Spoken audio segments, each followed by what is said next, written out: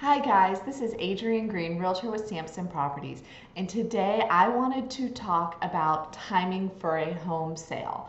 Let's say that we have Jane and John Doe and they have their house that they love, but they've had a couple kids and they are outgrowing it. They're bursting at the seams and they are dreaming of a house with a little more space. And they want to sell this house and buy the other house, and how can we best do that for timing purposes and things like that, so that so they're not homeless in between, right? So they can go straight from one house to another. And so one of the key things we can do to help make that process as seamless as possible is that we have a rent back period.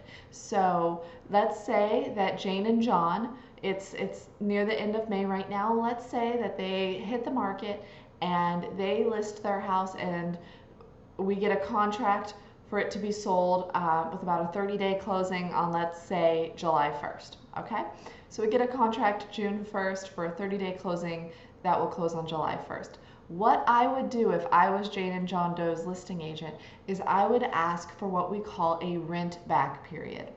So their current house, let's call it tiny house, their current two tiny house will be sold on July 1st, but they will then be renting it back from the new owners for, let's say, a 2-week period until July 15.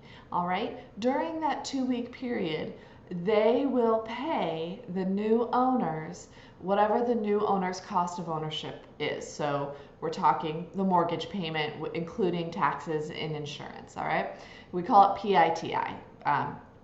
Principal, interest, taxes, and insurance, right? They'll be paying pretty much that person's mortgage payment for those 2 weeks period. What's great about a rent back, though, is that on that day of closing, July 1st, Jane and John Doe are going to get all of their proceeds from the house sale, okay? They're going to get all of their money that they can then use as a down payment on their new house. So on July 1st, in this example, they get all of their money.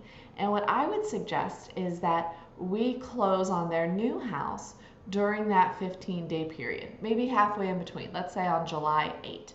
So July 1st, they get all their money from selling their house, and they are still living in that house, renting it back from the new owners. And then on July 8th, they use all of those proceeds from the sale of that house, and they send that to buy their new house, right? They're going to wire it, they're going to go do closing, and they're going to buy their new house on July 8th. That gives them from July 8th to July 15 to move out of their old house and move it into their new one. And this rent back period is a great way for people to get the cash out of their first house, close on their second house, and then have time to move.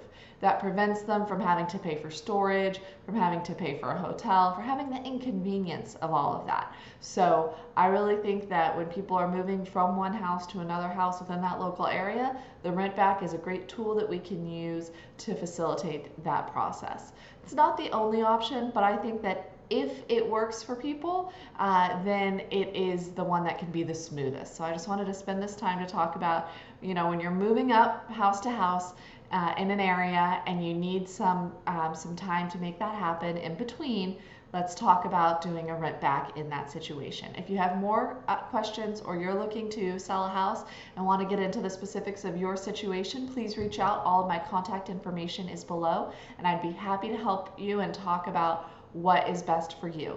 And as always, if you enjoyed this video, please make sure to like it with a thumbs up and subscribe to the channel. I'll be posting a lot of videos about sellers in this month, and so I want to make sure that you know when they're here so you can check it out.